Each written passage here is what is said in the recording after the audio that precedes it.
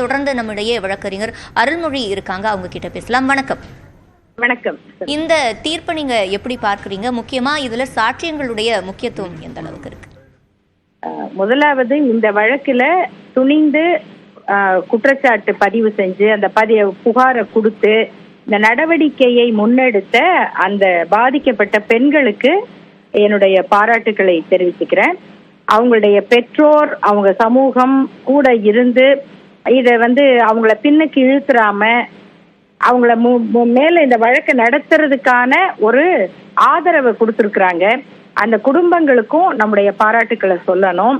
அடுத்து, இந்த வழக்கு விசாரணைக்கு எடுக்கும் போது நிறைய பிரச்சனை இருந்தது. உடனடியாக விசாரணை சரியா போகல.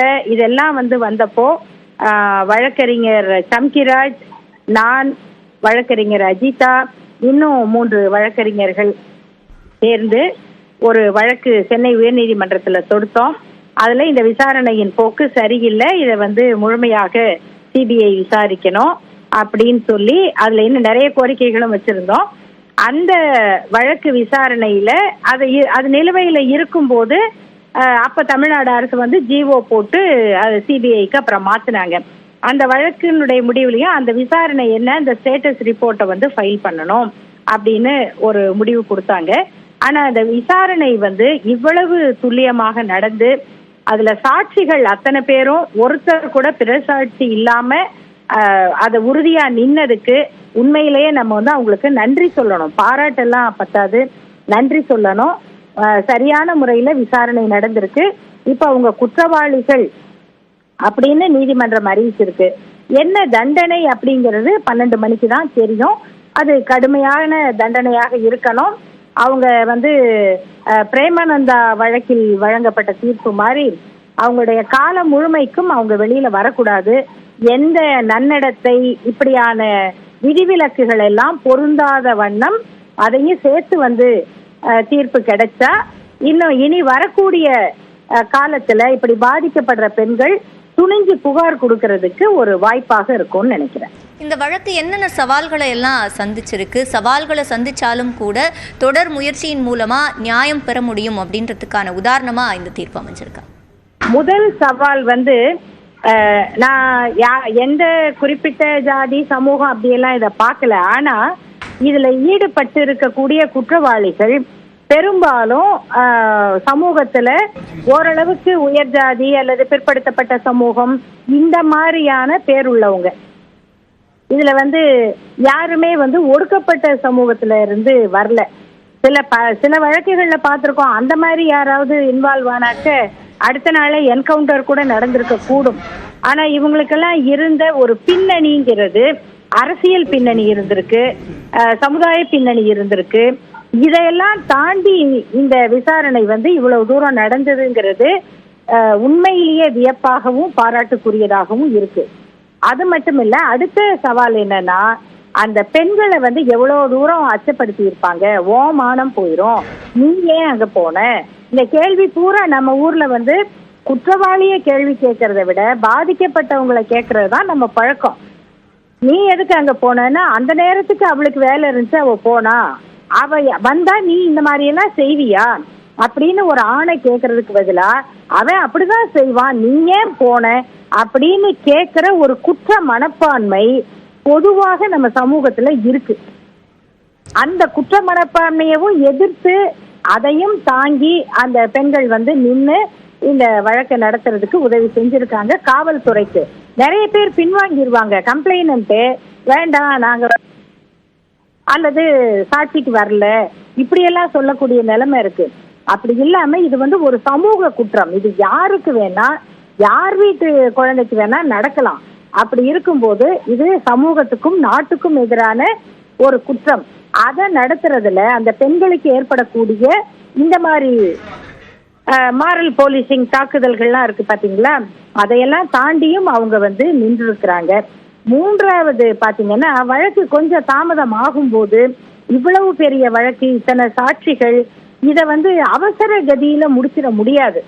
அதுக்கான அந்த முறையில தான் போய் ஆகணும். அது வேற, நம்ம சட்ட அமைப்பு அப்படி. அதுல போய் அது துல்லியமான ஒரு முடிவுக்கு நீதிமன்றம் வந்திருக்குன்னா அதுக்கு உண்டான அந்த விசாரணையில் ஈடுபட்டு அந்த முடிவை கொடுத்திருக்கிற காவல்துறை, புலனாய்வு அதிகாரிகள் எல்லாருக்குமே அவங்க எதிர்கொண்ட சவால்கள் என்னன்னு அவங்க சொன்னாதான் நமக்கு தெரியும்.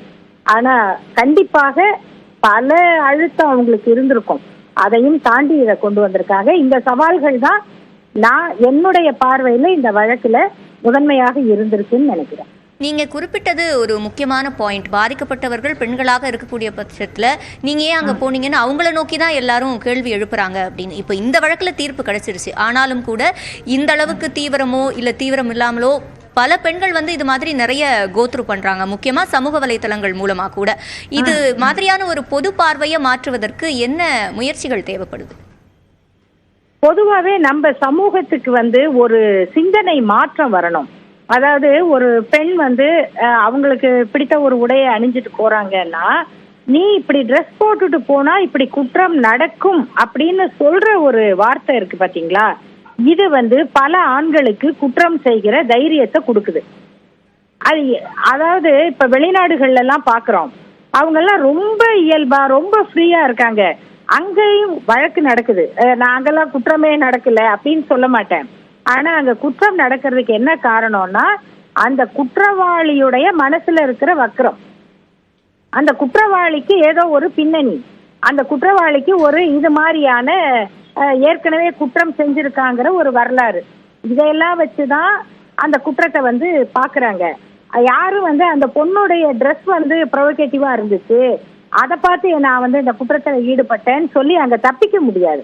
அது அவங்க உரிமை. நீ அவங்க மேல கை வைக்கிறதுக்கு நீ யாரு, உனக்கு என்ன உரிமை இருக்கு அப்படிங்கிற கேள்வியை நீதிமன்றம், போலீஸ் இல்ல, அத சாதாரணமா கடந்து போற எந்த ஒரு தனி மனிதரும் அதை கேட்பாங்க. இந்த கேள்வி கேட்கிற ஒரு அந்த மனப்பான்மை நம்ம சமூகத்துக்கு வரணும். இப்படி ஒரு குற்றம் நடந்துச்சுன்ன உடனேயே அது எத்தனை மணிக்கு நடந்துச்சு, இந்த பொண்ணு எதுக்கு 10 மணிக்கு ரயில்வே ஸ்டேஷன் போனா, அவ கூட யார் போனாங்க, அவ என்ன ட்ரெஸ் போட்டிருந்தா அப்படின்னு கேட்கிற எல்லாமே அந்த குற்றத்தை நியாயப்படுத்துறது. அதனால இந்த மாதிரி குற்றவாளிகள் உருவாங்குறாங்கன்னா அதுக்கு இந்த மாதிரி கேள்வி கேட்டு அதை நியாயப்படுத்துற நம்ம எல்லாருமே காரணம் அப்படிங்கிறத சமூகம் முதல்ல புரிஞ்சுக்கிட்டாதான் பெண்களுக்கு இது ஒரு தைரியத்தை கொடுக்கும். அடுத்தது, சமூக வலைத்தளங்கள்ல ஒவ்வொருத்தர் ஒரு கருத்தை போடுறாங்க, அது அவங்க விருப்பம். அவங்க பெண்ணாக இருந்தாக்க அவங்கள என்ன வேணா பேசலாம் அப்படிங்கிற ஒரு போக்குக்கு இன்னும் அந்த சைபர் கிரைம் நடவடிக்கைகள்லாம் இன்னும் கொஞ்சம் கடுமையாக வரணும். ஒரு பெண் புகாரே கொடுக்க வேண்டாம், சோசியல் மீடியாவை கண்காணிக்கிறதுக்கு போலீஸ் இருக்கு. நீங்க ஒருத்தர் வெடிகுண்டு வைப்பேன் அப்படின்னு போஸ்ட போட்டாருன்னு வச்சுக்கோங்க, போலீஸ் பார்க்காம விட்டுருவாங்களா? அது யாருமே கம்ப்ளைண்ட் பண்ணலீங்க, கம்ப்ளைண்ட் வந்தாதான் எடுக்க முடியும்னு அப்படி ஒருத்தர் போடுறது எப்படி குற்றமோ, அதை போல ஒரு பொண்ணை பத்தி ஆபாசமா போட்டா, அவளுடைய கேரக்டரை பத்தி எழுதுனா அதுவும் சமூக குற்றம்தான். அதுக்கும் அந்த பொண்ணு கம்ப்ளைண்ட் கொடுக்கணும்னு அவசியம் இல்லை. சைபர் கிரைம் போலீஸ் தானாக முன் அதை வழக்கு பதிவு செய்யணும். இந்த மாதிரியான அழுத்தங்களை நம்ம உருவாக்கணும்னா சமூகத்துல எல்லோருமே அந்த பெண்ணின் பெற்றோராக இருந்து யோசிக்கணும். பல பேர் பையனோட பெற்றோர் மாதிரியே யோசிக்கிறாங்க. இன்னும் அந்த பையனுடைய பெற்றோரா இருந்தா கூட இதுக்கு அவமானப்படணும். அதை விட்டுட்டு என் பையன் பண்ணதுனால அது தப்பு இல்லைன்னோ, அதுக்கு அவன் காரணம் இல்லைன்னோ நியாயப்படுத்துற போக்க நம்ம அவங்களுக்கு எடுத்து சொல்லி திருத்தணும்னு நினைக்கிறேன். முக்கியத்துவம் வாய்ந்த கருத்துக்களை முன் வச்சிருக்கீங்க. இணைப்பில் வந்தமைக்கு நன்றி திருமுக அருள்மொழி.